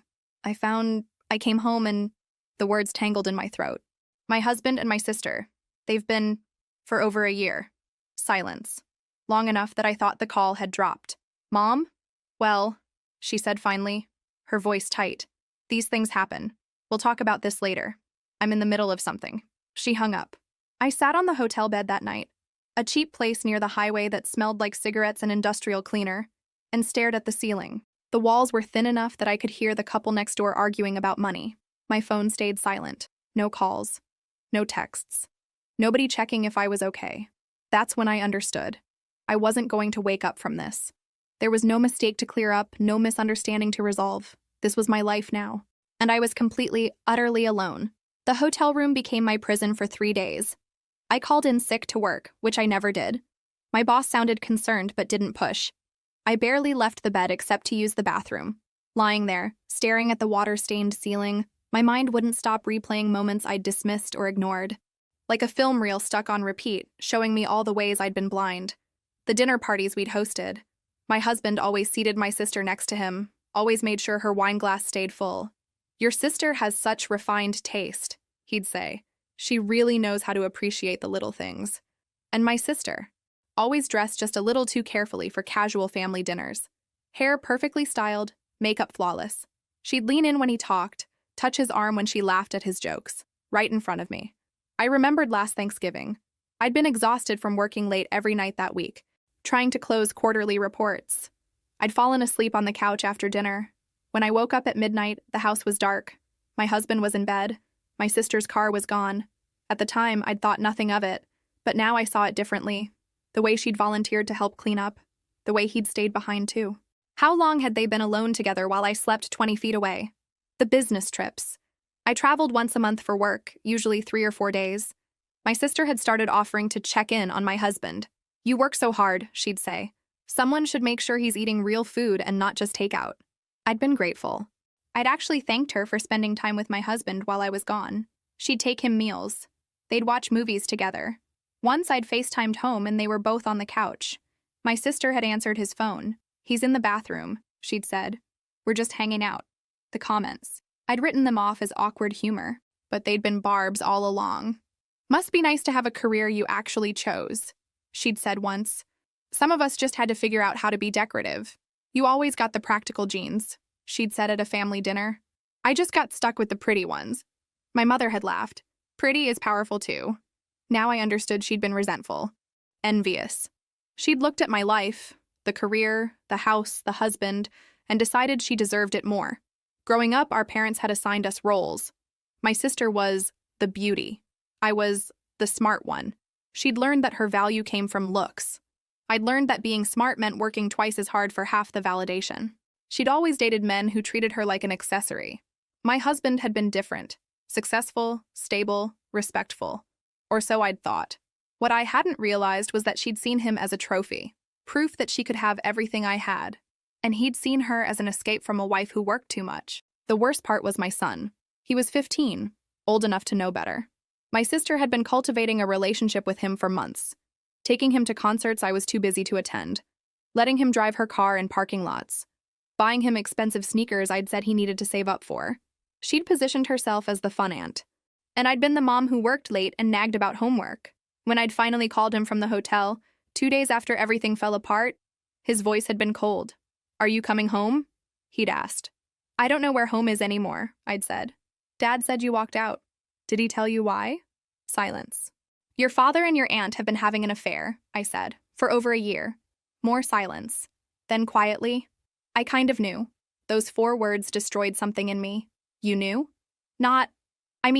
I didn't know, no. But I saw them sometimes. The way they looked at each other. I thought maybe I was imagining it. "Why didn't you tell me?" "I don't know." "Mom, I thought maybe it would go away. And you were never around anyway." There it was. My son thought I deserved this because I worked too hard. Because I wasn't available enough. Wasn't enough. I hung up without saying goodbye. The grief was so heavy I thought it might crush my chest. Everyone I loved had decided I was expendable. Not worth protecting. Not worth the truth. And somehow that made it my fault for not being better, more present, more lovable. 3 days in that hotel room, and I finally understood. I'd lost them long before I'd found them on that couch. I just hadn't known it yet. My father called on day 4, not to ask if I was okay, to summon me to a family meeting at my parents' house. "We need to discuss this situation like adults," he said, his voice carrying that particular tone he used when he'd already decided how things should go. "Saturday at 2. Don't be late." I should have refused, but some pathetic part of me still hoped they'd see reason. I drove to their house on Saturday. My sister's car was already in the driveway. So was my husband's truck. They'd carpooled. Inside, everyone was seated in the living room, my parents on the love seat, my sister and my husband side by side on the couch, her hand on his knee, my son in the armchair, not meeting my eyes. There was no seat left for me. I stood in the doorway. My father cleared his throat. "We're here to figure out how to handle this with minimal damage to the family." "Minimal damage?" I repeated. "My husband cheated on me with my sister for over a year." "These things happen," my mother said quickly. "People fall in love. It's unfortunate, but it's nobody's fault. Your sister has always been more emotionally fragile." My father added, "You've always been the strong one. You can handle this." I could handle being betrayed, so that made it acceptable? "What about you?" I looked at my son. "Do you have anything to say?" He shifted uncomfortably. It's complicated, Mom. You're never home. Dad and her were both there. They got close. It just happened," I said flatly. "For 14 months. My sister spoke, her voice trembling. "I never meant to hurt you, but we can't help how we feel." Tears streamed down her face. "Do you think this has been easy for me? The guilt? I've been suffering too." My mother immediately patted her hand. "Sweetheart, don't cry. She's been suffering?" I looked around, waiting for someone to acknowledge the insanity. No one did. "Your sister feels things more deeply than you do," my mother said. "This has been tearing her apart. She needs support right now. She needs family. And what about me?" "You'll be fine," my father said. "You always are. You're resilient. You have your career. Your sister needs us. So what's the purpose of this meeting?" "To ask you to be mature about the divorce," my husband said. "We can do this the easy way or the hard way. Don't drag this out in court. We split assets fairly, and we move on. Fairly. Think about your son," he said. "He doesn't need his parents fighting. He needs stability. He needs his mother." My son's face flushed. He said nothing. My sister wiped her eyes. "We're not trying to take him from you. But the house is closer to his school. It makes sense for him to stay there during the week. You can see him weekends." "How generous." "Nobody stole anything," my father said firmly. "You're being dramatic. This doesn't have to be a war. The only thing we're asking," my mother added, "is that you handle this with dignity. No social media posts. No dragging the family name through the mud. We have a reputation in this community. That's what this was really about. They were worried about embarrassment. Your sister didn't choose this," my mother continued. "Love isn't a choice. The fact that she's here, trying to work through this with you, shows how much she cares about family." I looked at my sister, who had summoned fresh tears. She'd always been good at playing victim. "What happens now?" I asked. "You agree to an amicable divorce," my husband said. "We put the house on the market, split the proceeds. We work out custody that makes sense for everyone." "By makes sense, you mean he lives with you?" "It's what he wants." I looked at my son one more time. He still wouldn't meet my eyes. "Fine," I said. "I'll sign whatever you want. But I'm done with all of you. Don't be childish. my father said. We're still family. No, I said quietly. We're not. I walked out. Nobody followed. Nobody called my name. That night, I found a studio apartment in a different part of town. Small, old, in a rundown building. But it was mine. A place where nobody had betrayed me yet. The divorce papers arrived 3 weeks later. The house would be sold. Assets split 60-40 in his favor. Minimal spousal support for 2 years. Our son would live with his father. I'd have visitation every other weekend. I signed everything. What was the point? I'd already lost everything that mattered. The apartment was in a neighborhood I'd never had reason to visit before. Chain-link fences separated identical concrete buildings. Cars parked on lawns. You could hear neighbors' conversations through walls thin as paper. Studio meant one room for everything. The kitchen was a hot plate and mini fridge in a corner. The bathroom had mold I couldn't scrub away.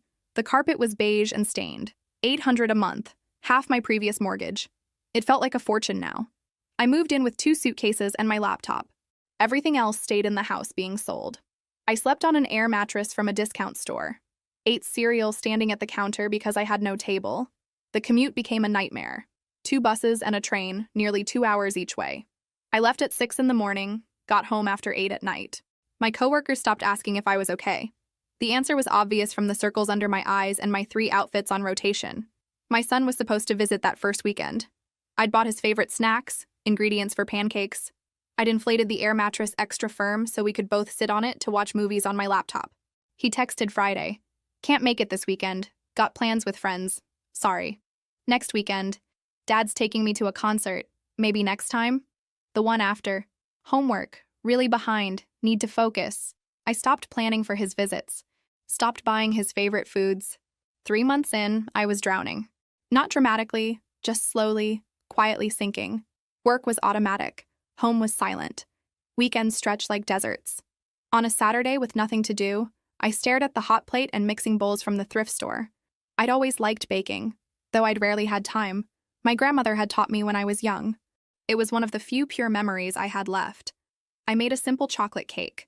While it baked, the apartment filled with a smell that felt almost like comfort. When I pulled it out and let it cool, I ate a slice standing at the counter. It was good. Really good. My neighbor knocked an hour later. An older woman I'd seen in passing. I could smell that through the walls, she said. Haven't had homemade cake in years. I gave her a slice. She ate it right there, closing her eyes. Lord, that's good. You should sell these. I'm not that good, I said automatically. Sugar, I've lived 73 years. I know good cake. You could make money with this. That night, lying on the air mattress, I couldn't stop thinking about it. I needed extra income. The spousal support would run out eventually. And I needed something. A purpose beyond surviving. I started small. Made 2 dozen cupcakes and brought them to work. Left them in the break room with a note. Homemade cupcakes, $2 each. Money goes to charity. They sold out in an hour. The next week, I took pre-orders. Made 4 dozen. Sold every single one. I opened an Instagram account. Fresh Start Bakery. Posted photos of cakes made in that cramped kitchenette. The lighting was terrible. Angles amateur. But the imperfection felt honest. My first real order came from someone at work who wanted a birthday cake. She paid me $60. I spent $40 on better ingredients. Pocketed $20. It felt like winning the lottery. More orders trickled in. A colleague's colleague. Someone who saw my Instagram. Local folks who appreciated that I delivered personally. Priced fairly. That the cakes tasted homemade. 4 months after the divorce finalized, I was making an extra $400 to $500 a month. Enough to buy new work clothes. To stop eating cereal for dinner. To feel like maybe I wasn't drowning anymore. My son called sometimes. Duty calls. Hey mom, just checking in. Yeah, everything's fine. School's good. Okay, gotta go. He never asked how I was. Never asked about the apartment. I was a checkbox. Call mom once a month. Done. My sister posted photos on social media. Her and my ex at restaurants. Weekend trips. My son in several shots, smiling wider than he had with me. They looked like a family. I stopped checking her profile. Stopped torturing myself. 6 months in, I was making enough from cakes to quit accounting. The decision terrified me. No safety net, no benefits. But the commute was killing me. And orders were consistent. I gave 2 weeks' notice. My boss seemed concerned. Whatever you're going through, I hope it gets better, she said. It already has, I told her. Part of me meant it. The first month working for myself was harder than expected. Some weeks I made decent money. Others, barely enough for rent. I learned to budget to the dollar. Learned which stores had the best deals. Learned to shop at thrift stores for tools. But for the first time since that horrible Tuesday, I was building something that was mine. Something no one could take. Something that had nothing to do with who I'd been married to. It wasn't much, but it was a start. 8 months into Fresh Start Bakery, something shifted. A bride contacted me through Instagram. Her original baker had canceled last minute. Some family emergency. The wedding was in 3 weeks. I should have said no. A wedding cake was beyond anything I'd attempted. 3 tiers, specific colors, fondant work I'd only seen in videos.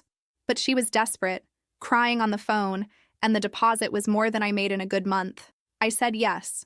Those 3 weeks I barely slept, practiced fondant techniques until my hands cramped, watched tutorials at 2 in the morning. The tiny apartment kitchen became a laboratory of failed attempts and small victories. The wedding was on a Saturday in June. I delivered the cake myself, hands shaking as I set it up. When the bride saw it, she cried. Happy tears. It's perfect. It's exactly what I wanted. She posted photos that night, tagged my Instagram. By Sunday morning, I had 200 new followers. By Monday, 15 messages requesting quotes. One message came from a food blogger with 30,000 followers. She'd been at the wedding as a guest. She wanted to feature me in her local artisan series. I explained I didn't have a commercial kitchen, just my apartment's hot plate and mismatched equipment. She loved it more. This is the story, she said. Woman rebuilds her life from nothing, creates beautiful things in impossible circumstances. It's inspiring. The feature went live 2 weeks later. Raw, honest, hopeful. Photos of me working in that cramped space. Flower on my cheek, smiling. The comment section filled with people saying they were rooting for me. Orders exploded. 20, 30 requests a day. I had to start a waiting list. Had to raise prices just to manage demand. Within a month, I'd rented actual commercial kitchen space. Small but legitimate. Professional equipment. Room to work. For the first time since the divorce, I felt like I was winning. I should have known better. My sister saw everything. Every Instagram post, every success, every comment praising me. She'd been watching obsessively, screenshotting, showing them to my ex-husband. They were living together by then. He'd proposed. My son wore a suit to their engagement party and posted a photo with them. One big, happy family. But my sister wasn't happy. The more I succeeded, the angrier she got. The worse it made her look. The woman who destroyed her sister's life for a man already getting bored of her. The first bad review appeared 3 weeks after the blog feature. 1 star on my business page. Found a hair in my cake. Absolutely disgusting. Do not order from this place. I was mortified. Apologized profusely, offered a full refund. The customer never responded to my messages. Then another review. Cake was dry and flavorless. Waste of money. And another. Unprofessional. Showed up late for delivery and cake was damaged. I hadn't delivered any damaged cakes. Hadn't had any complaints about dryness. But the reviews kept coming. All 1 star, all vague enough to be believable. My Instagram comments started filling with trolls. Saw the bad reviews. Guessed the sob story was fake. Anyone can take pretty pictures. Doesn't mean the food is good. Orders started canceling. New inquiries dried up. People who'd been excited suddenly had concerns about quality. The worst came 2 weeks into the attack. A customer I delivered to the day before called me, her voice shaking. I need to send you a photo. I don't want to accuse you of anything, but... The photo showed the cake I'd made. Beautiful, exactly as ordered. But on the side of the box, clearly visible, was a cockroach. Dead, positioned perfectly for the camera. I opened the box and saw this, she said. I can't serve this to my daughter's birthday party. I stared at the photo. I knew my kitchen. I knew my standards. There was no way a cockroach had gotten into that box. It had been planted, but I couldn't prove it.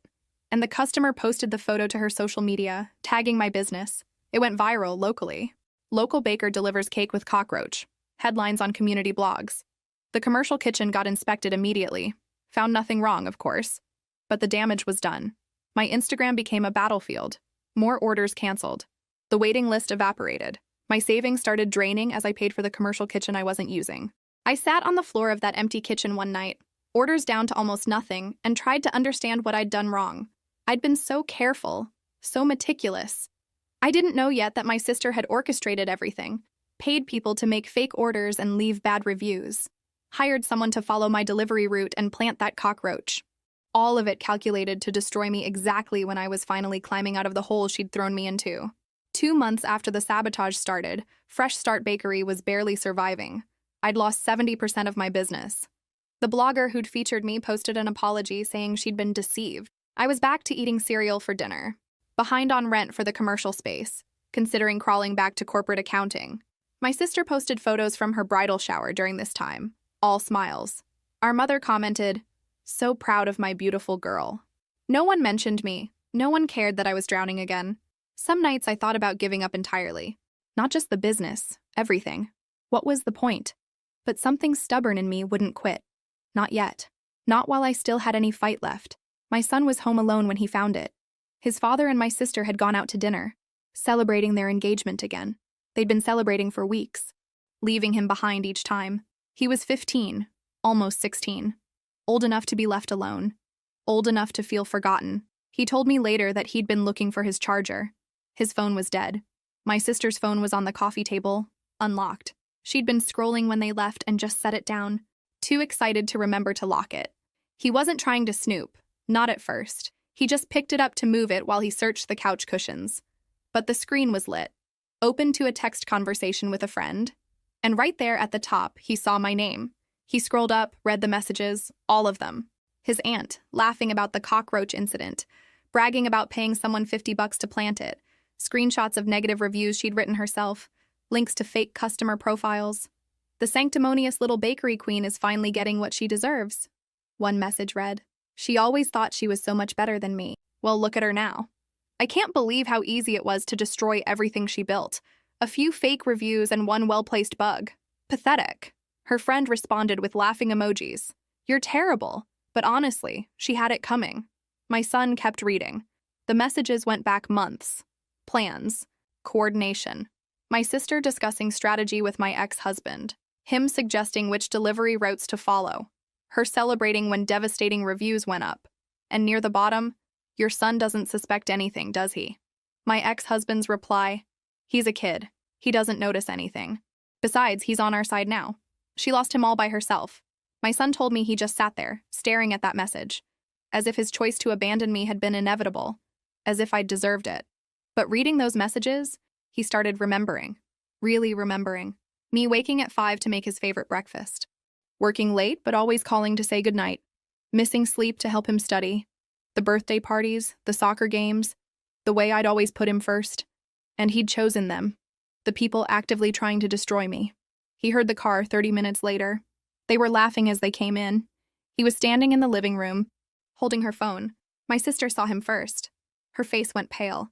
"What are you doing with my phone?" "I read it," he said, voice shaking. "All of it. What you did to her." My ex-husband's expression hardened. "Put that down. That's private." "Private? You destroyed her business. You hired someone to sabotage her. You laughed about it." My sister reached for the phone. He stepped back. "How could you do that? She's my mother. She's your sister." "You don't understand," my sister said quickly. "It's complicated. Don't. I read what you wrote. How you bragged. How you thought it was funny." "Give her the phone," my ex-husband said sharply. "Now." "Why? So you can delete the evidence?" "Watch your tone. You said I chose to leave her. You said she lost me all by herself, but you were destroying her the whole time." My sister started crying. "We didn't mean for it to go this far. She was doing so well, and I was struggling, and it wasn't fair." "It wasn't fair?" "She was doing well because she worked her ass off after you destroyed her life. And you couldn't even let her have that?" "Don't speak to her like that," my ex-husband said. My son's expression changed, hardened. He looked at his father and saw someone he didn't recognize. "I'm going to Mom's," he said. "No, you're not." "Yeah, I am, tonight. It's a school night. Her place is too far." "I don't care. We've given you a good life here," my ex-husband said tightly. "Everything you need. What does she have? A studio apartment in a bad neighborhood?" "She has the fact that she isn't a lying piece of shit," my son said. My ex-husband moved fast, got in his face. "I'm still your father.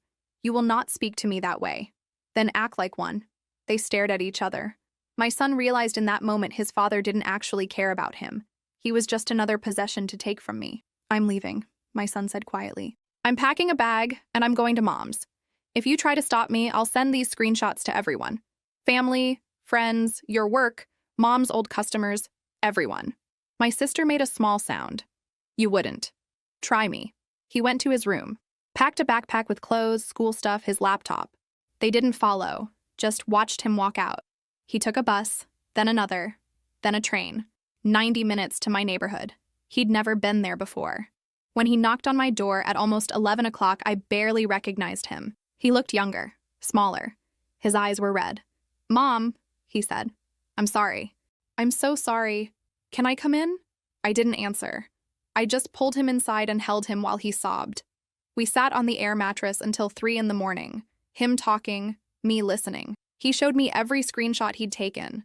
The messages, the plans, the cruel jokes, evidence of everything. I didn't cry. Instead, I felt something cold and clarifying settle in my chest. When he finally stopped talking, exhausted, I made him look at me. I'm glad you're here, I said. But I need you to understand something. You destroyed me when you left. You chose them over me when I needed you most. I can't just pretend that didn't happen. He nodded, tears starting again. I know. I'm sorry. Sorry isn't enough, I said. If you want to stay, if you want to rebuild what we had, it's going to be on my terms. Okay, he whispered. You'll live here. This tiny apartment where you'll sleep on the couch. You'll take the bus to school, even though it's 2 hours each way. You'll work in the business every weekend for free, learning what it means to build something from nothing. He nodded, wiping his face. No allowance. No new sneakers just because you want them. You'll learn to budget, to save, to work for what you want. And most importantly, you'll learn that actions have consequences. That you can't just say, sorry, and expect everything to go back to normal. I understand, he said. Do you? Because this isn't going to be easy. Your father's house had everything. Here, we have barely enough. I don't care about that stuff anymore. We'll see, I said. The next morning, we sat at the counter and went through the screenshots. My son had been thorough. Dozens of messages, clear evidence of coordination, proof of payment for fake reviews. What are we going to do with these? He asked. I thought about it.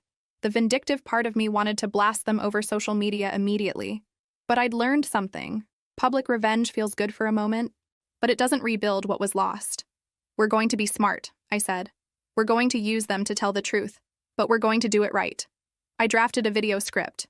Simple, direct, emotional, but controlled. My son wanted to be in it, to apologize publicly. Are you sure? I asked. Once this is out there, it's out there. Good, he said. Let them see. We filmed it on my phone. Me in the commercial kitchen, him next to me. I explained what had happened.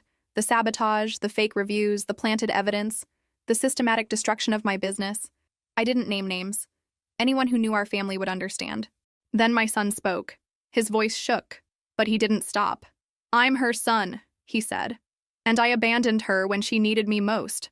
I chose the people who were hurting her. I didn't ask questions. I didn't defend her. He paused.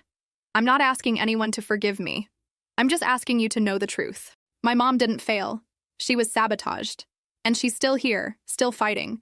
If you gave her business a chance before, please give it another chance now. We posted it Monday morning. By noon, 5,000 views. By evening, 50,000. The comments became a war zone. People defending us, calling us liars, sharing their own stories. Former customers came forward saying the bad reviews had seemed fake. The food blogger reached out. I'm sorry, can I do a follow-up piece? Yes, I said, but only if you come see the operation yourself. She came that week, spent a whole day watching me work, interviewing customers, documenting everything. The piece she published was scathing toward my saboteurs without naming them, and glowing toward the business. Orders started trickling back, slowly, then faster. People who'd canceled wanting to try again. New customers wanting to support the comeback. My son kept his promise. Every weekend in the kitchen with me, learning to measure ingredients, to pipe frosting, to handle orders. He wasn't naturally good at it. Dropped things, mixed up orders, got frustrated. But he kept showing up. The 2-hour commute wore him down. He'd come home exhausted, still have homework, then help me prep. He lost weight. Dark circles appeared under his eyes. You can go back, I told him one night.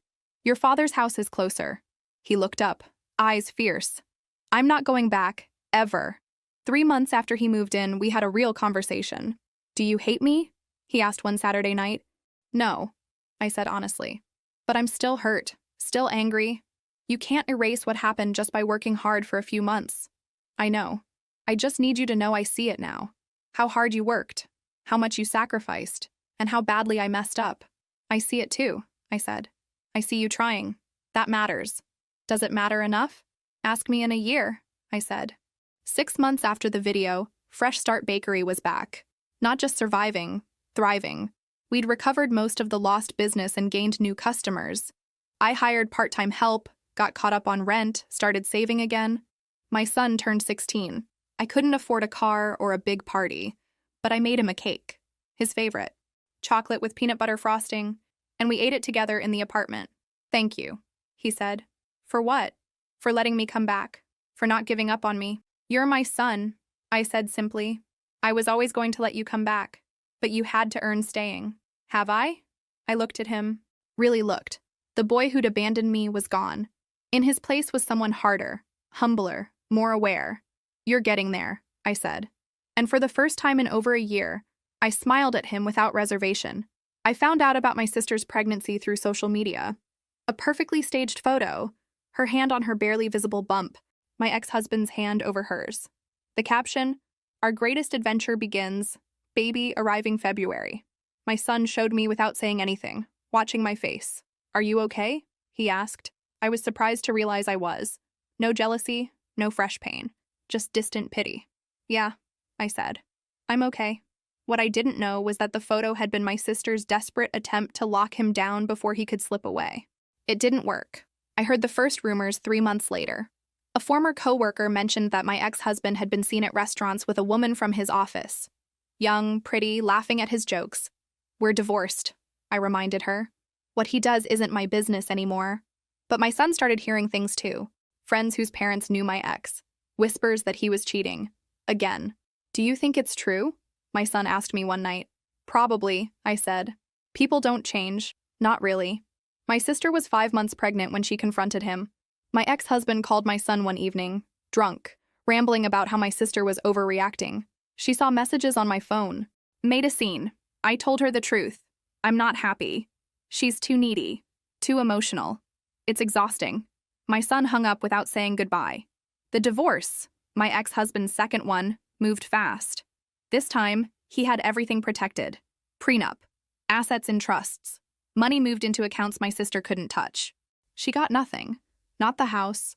Not his retirement. Not even enough child support to matter.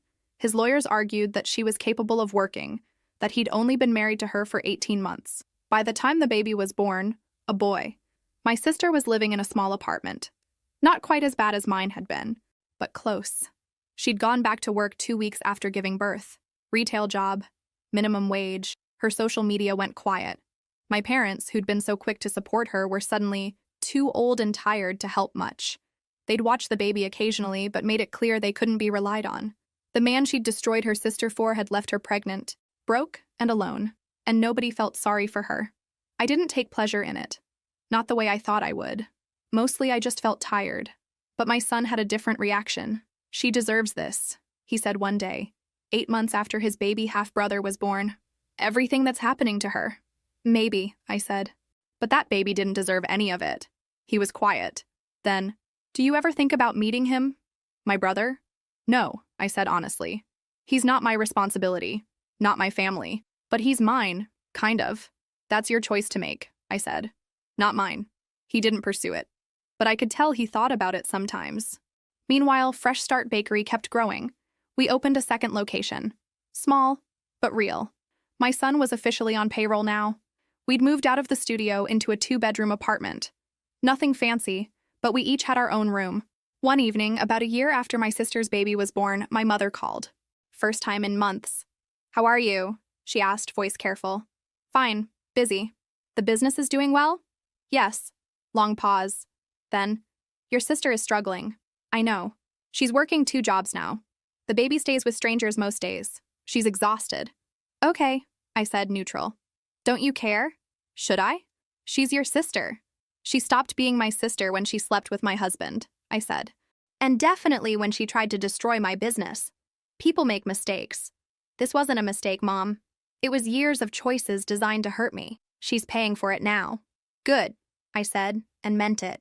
My mother made a small sound. Your father and I are getting older. When we're gone, you and your sister will only have each other. Then I guess I'll be alone, I said. I'm used to it. She hung up shortly after, didn't call again. My son asked about the conversation. I told him honestly. Do you think you'll ever forgive her? He asked. I don't know, I said. Forgiveness isn't really the issue. It's about whether I want her in my life, whether I trust her, and the answer to both is no. What if she apologizes? She already did, multiple times, while she was sabotaging me. He nodded, understanding. The thing about karma is that it doesn't feel satisfying the way you think it will. My sister's life was falling apart. My ex was already on to his next relationship. My parents were isolated, aging, watching their daughters hate each other. And me? I was building something. Not perfect, not easy, but mine. That was the real revenge. Not their suffering. My survival. I didn't see my sister in person for almost 2 years. Just glimpses through other people's stories. My mother's worried phone calls that I mostly ignored. Then one Saturday afternoon, I saw her. I was at the grocery store, the nice one I could finally afford. My son was with me, helping pick ingredients for next week's orders. We were laughing when I turned the corner into the produce section, and there she was. I almost didn't recognize her. The sister I remembered had always been put together. Hair styled, makeup perfect, expensive-looking clothes. The woman standing in front of the discount vegetable bin looked like she'd aged 10 years in 2. Her hair was pulled back in a messy ponytail, roots growing out. No makeup, sweatpants and a stained t-shirt. Spit up, probably. Her face was gaunt, exhausted beyond just lack of sleep. She had a baby in a worn carrier on her chest, maybe 18 months old, sleeping. In one hand, a calculator. In the other, she was picking through damaged vegetables marked down. I watched her add up prices, put items back, add them again, calculating every dollar, every... My son saw her too. Stopped mid-sentence, frozen. She looked up, saw us. Nobody moved. Then her face did something complicated. Shame, anger, desperation. I have to go, she said, abandoning her cart and walking quickly toward the exit. Wait, my son called. But she was gone, practically running, the baby bouncing against her chest. We stood there, me holding organic strawberries that cost more than her entire cart probably did. Should we have said something? My son asked. I don't know, I said honestly. That night, over dinner, he said, She looked really bad, Mom. I know. The baby was in a carrier that looked like it came from a thrift store. And she was shopping damaged produce. I saw. Don't you care? I thought about it. Really thought. Part of me does.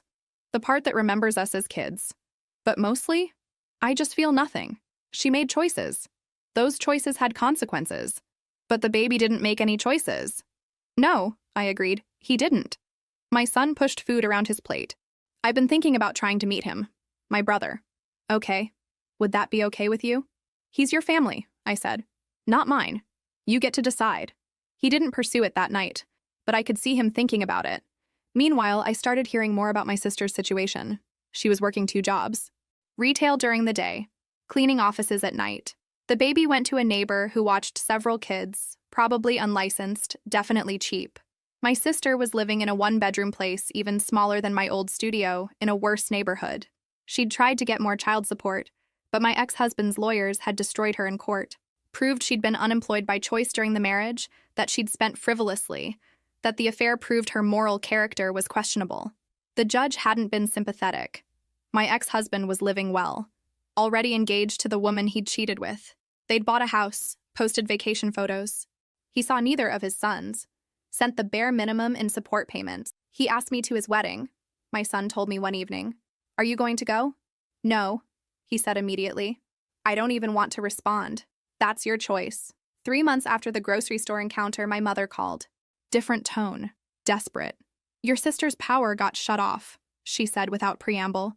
She couldn't pay the bill. It's winter. She has a baby. Why are you telling me? Because your father and I can't help. We're already covering her rent this month. So you want me to pay her power bill? She's your sister. That baby is your nephew. No, I said simply. He's not. And she's not my sister anymore. How can you be so cold? I learned from the best, I said. You and Dad taught me that family doesn't mean anything when it's inconvenient. I'm just applying those lessons. We were wrong, my mother said. Voice breaking. We should have supported you. We're sorry. Okay, I said. Doesn't that matter? Not really. Sorry doesn't pay back rent. It doesn't undo the sabotage. It doesn't give me back the 2 years I spent barely surviving. So, you're just going to let her suffer? I'm going to let her experience exactly what she wanted me to experience, I said. The difference is I didn't do anything to deserve it. She did. My mother hung up crying. My son had overheard. Do you really not feel anything? He asked. I feel tired, I said. I'm tired of being expected to be the bigger person, to forgive, to help, to care. I did that my whole life and all it got me was betrayed. So what now? Now, nothing. We keep building our life, and we let her figure out hers. But that night, lying in bed, I couldn't stop thinking about that baby. 18 months old, living in an apartment with no heat in winter, with a mother too exhausted and broke to provide basic stability. I didn't owe my sister anything. That was true. But the echo of my son's words kept repeating, the baby didn't make any choices. Neither had I, when this all started. And yet, I'd suffered anyway. The question wasn't whether my sister deserved help. She didn't. The question was who I wanted to be. I didn't have an answer yet, but I was starting to think I'd need one soon. She showed up at the commercial kitchen on a Tuesday afternoon. I was assembling a 3-tier cake when I heard the door open. I looked up, expecting my delivery driver. Instead, my sister stood in the doorway, baby on her hip. She looked worse than at the grocery store. Thinner, dark circles like bruises. The baby was fussy, pulling at her hair. She wore a jacket too thin for the weather, hands shaking. Hi, she said, voice small. I set down my piping bag. What are you doing here? I need to talk to you. I'm working. Please, just 5 minutes. My son was in the back, probably listening. 2 minutes, I said. She shifted the baby higher. He was whining, reaching for something. She looked around the kitchen, the professional equipment, the organized workspace, and her face crumpled. I need help, she said simply. Okay. That's it? Just okay? What do you want me to say? Something, anything, she was crying now. I know I don't deserve it. I know what I did was unforgivable. But I'm desperate. I have nowhere else to go. You have Mom and Dad. They're already covering my rent. They can't do more. Get a better job. I'm trying. I have 2 jobs already. 70 hours a week, it's still not enough. The baby started crying louder. She bounced him absently, staring at me with desperate eyes. I'm sorry, she said. I'm so sorry for everything. For the affair, for the sabotage, for choosing him over you. I was jealous and bitter and cruel. Okay, I said again. Can you say something else, please? What do you want me to say? That it's okay? It's not. That I forgive you? I don't. Then what? I don't have anything to say to you. You destroyed my life deliberately. You laughed about it. And now you want what? Sympathy? Money? Help, she whispered. I just need help.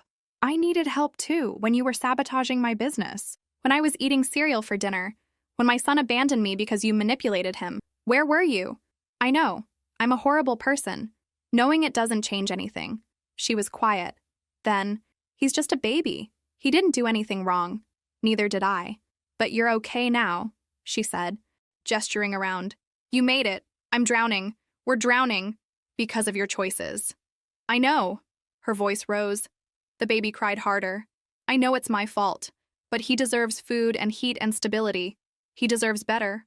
I looked at the baby, crying, reaching for his mother's face. She was still just holding him mechanically, focused on me. Please, she said. A loan, a job, anything. I'm 8 months behind on rent. We're going to be evicted next week. Then maybe you should have thought about that before you tried to destroy my business. You're right, but please don't punish him for what I did. Then she said it. He's almost your nephew too, you know. He's your son's brother. He has your ex-husband's blood. That makes him almost family. I stared at her. Almost family? I just mean, you want me to help you raise the child you had with the man who cheated on me? You think that's a compelling argument? When you put it like that, how else would I put it? She was crying harder. I thought maybe you'd care about him even if you don't care about me. I don't care about either of you. You made sure of that. What about the sabotage? I could post publicly, admit what I did, apologize to everyone. It's too late. The damage is done. We already recovered. Then what? What can I do? There's nothing. You burned that bridge and salted the earth. So you're just going to let us be homeless? Let a baby live on the street? You should have thought about that baby before you decided to destroy me. My son appeared in the doorway. He looked at his aunt, at his baby brother, then at me. My sister saw him. Please. You understand, don't you? You know what it's like to realize you made a mistake. You came back. Your mom let you come back. Can't you convince her? No, he said quietly. But he's your brother. And you tried to destroy my mother, he said. After you already destroyed her once, you don't get to ask us for anything. My sister's face collapsed. She made a sound like a wounded animal. The baby was screaming. You need to leave, I said. I have nowhere to go. That's not my problem. He'll end up in foster care. If I lose the apartment, they'll take him. Is that what you want? What I want, I said carefully, is for you to leave my business and never come back. She stood there for another moment, swaying, the baby screaming. Then she turned and walked out. Through the window, I watched her get into a car that looked like it might not start. It did, eventually. She drove away. My son was still in the doorway. That was brutal, he said finally. Yes, I agreed. Do you feel bad? I don't know, I said honestly. Ask me tomorrow. But that night, lying in bed, all I could hear was that baby screaming, and all I could see was my sister's face. Desperate, destroyed, defeated. I'd won. Completely. She had nothing, and I had everything. So why did it feel so hollow? She came back 3 days later. I'd almost expected it. This time I was alone. My son was at school. The kitchen was quiet. She knocked instead of just walking in. When I opened the door, she looked even worse, like she hadn't slept in 3 days. The baby wasn't with her. Where is he? I asked. With a neighbor. I didn't want to use him to manipulate you again. Okay. She stood there. Finally, she said, I'm not here to beg this time. Then why are you here? I need you to hear me before I go. You have 5 minutes. She took a breath. You were always better than me. At everything. School, work, life. You made things look easy. I struggled with everything and you just succeeded. And I hated you for it. I know. No, you don't. You don't understand how deep it went. Every single thing you accomplished felt like a personal attack. Your job, your marriage, your house. All of it felt like you were rubbing my face in how much better you were. That's not my problem, I said. I know, but I need you to understand why I did what I did. It wasn't just about wanting what you had. It was about needing to prove I could take it, that I could win for once. You didn't win. You destroyed both of us. I know that now. But when I was doing it, it felt like power. Like finally, I was the one who mattered. I leaned against the doorframe. Is that supposed to make me feel sorry for you? No, it's supposed to make you understand that I'm not asking you to help me because I think I deserve it. I'm asking because I've learned something you apparently haven't. What's that? That revenge doesn't actually fix anything. You're right. I destroyed your life. But you watching me suffer doesn't undo any of that. It just means we're both damaged. Except I'm not suffering, I said. I rebuilt. I won. Did you? She looked at me steadily. Because from where I'm standing, you look just as bitter as I was. Just as consumed. You say you've moved on, but you're still so angry you can't even help an innocent child. Don't you dare make this about morality, I said, voice cold. You don't get to lecture me. You're right. But somebody needs to tell you that this coldness, this cruelty, it's turning you into me, the version of me I was when I hurt you. No, I said firmly. I'm nothing like you. Aren't you, though? You're using your power over me exactly the way I used mine over you. You're enjoying my suffering the way I enjoyed yours. How is that different? Because I earned this. You tried to steal it. And now you're using what you earned to punish me, to make me pay, just like I used what I had to hurt you. I wanted to argue, but something in her words hit too close. I destroyed you because I was jealous and insecure. You're destroying me because you're angry and hurt. The motivations are different, but the result is the same. Someone suffers.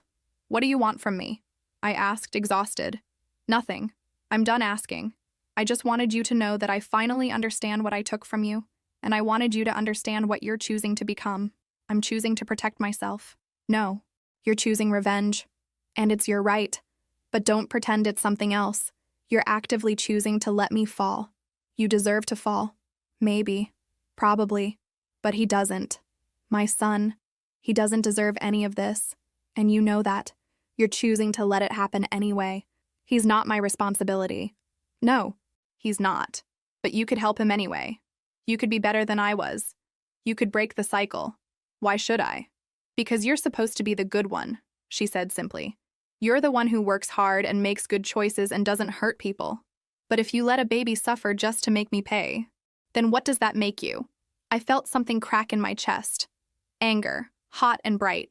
You don't get to do this. You don't get to make me the villain. I'm not. You are the hero. I'm the villain. I accept that. But every hero has a choice. Be better than the villain, or become one themselves. Get out, I said. I'm going. I just needed you to hear it first. She turned to leave, then looked back. For what it's worth, I really am sorry. Not because I want something, just because it's true. I destroyed the best person in my life because I couldn't stand how good she was. She walked away, got in her car, drove off. I stood in the doorway for a long time. That night, my son asked if she'd come back. Yes, I said. What did she want? To make me feel guilty. Did it work? I thought about it. I don't know. He was quiet. Then, I think she's right. About one thing. The baby didn't do anything wrong, and we could help him without helping her. How? I don't know. But there has to be a way, right? Maybe. But I'm not ready to think about that yet. When will you be ready? I don't know that either. But I thought about it. For days. About my sister's words. About my son's question. About the screaming baby and the desperate woman and the choice I was making. She was right about one thing. I was choosing. Actively, deliberately choosing to let them fall. And I had to decide if I could live with that choice. If I could look at myself and still see someone I respected. If winning was worth becoming the person I'd always hated. I didn't have an answer yet, but I was starting to suspect what it might be. And that terrified me. I didn't help her. That needs to be clear from the start. I didn't pay her rent, didn't offer her a job, didn't rescue her from the consequences of her choices. But I did make one phone call, to a social worker I knew through a customer. I explained the situation, vaguely. A single mother, struggling, baby at risk. Did they have resources? She gave me a list. Food assistance, housing vouchers, subsidized daycare, legal aid for child support enforcement. I left a printed copy in an envelope at my parents' house. Didn't sign it. Just the resources. What she did with them wasn't my responsibility. A month later, my mother called. Did you leave those papers? What papers? The resources. For your sister. I don't know what you're talking about. She was quiet. Then, thank you. I didn't do anything. I hung up. The business kept growing. We opened a third location. My son graduated high school and took a gap year to work full-time with me. He was good at it now. He had ideas, energy, vision. We were building something real together. I heard through my parents, who I spoke to maybe once every few months, polite and distant, that my sister had avoided eviction. She'd gotten into a housing program, enrolled her son in subsidized daycare. Still struggling, but no longer drowning. Good, for the baby's sake. I didn't reach out. The bridge between us didn't exist anymore. There was nothing to rebuild. My ex-husband married his third wife. My son showed me photos. I felt nothing. He looked older. The woman looked young and excited. I wondered how long before he got bored. Do you ever think about him? My son asked. No, he's not worth the mental energy. Do you hate him? I don't feel anything about him at all. That's better than hate. My parents got older. My mother had a health scare. She asked to see me, to make peace. I went.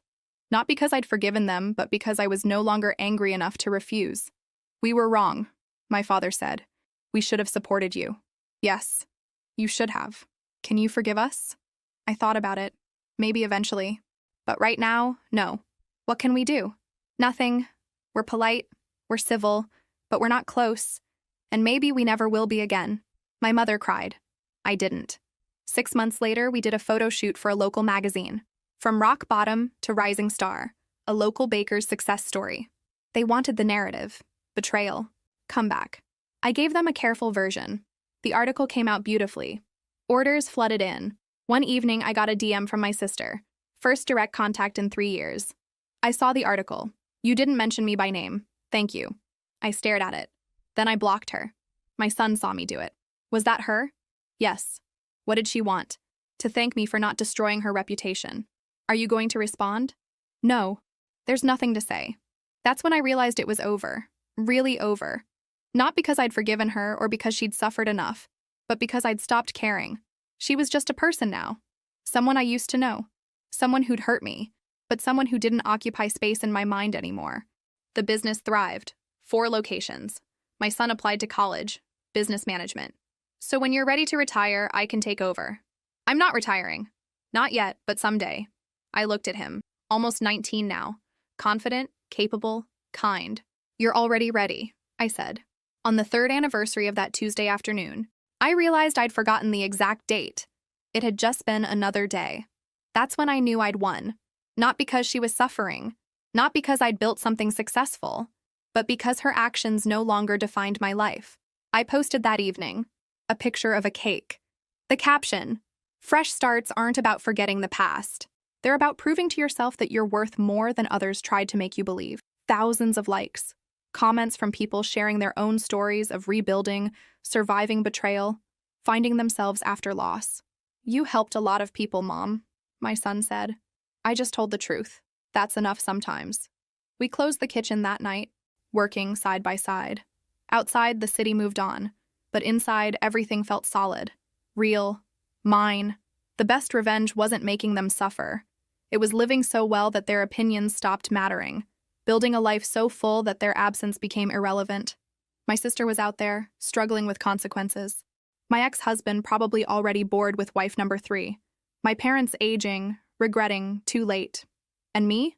I was here, working, building, living, not perfect, not healed completely, but whole enough, strong enough, free enough. The peace I'd found wasn't forgiveness, it was indifference, and that was so much better.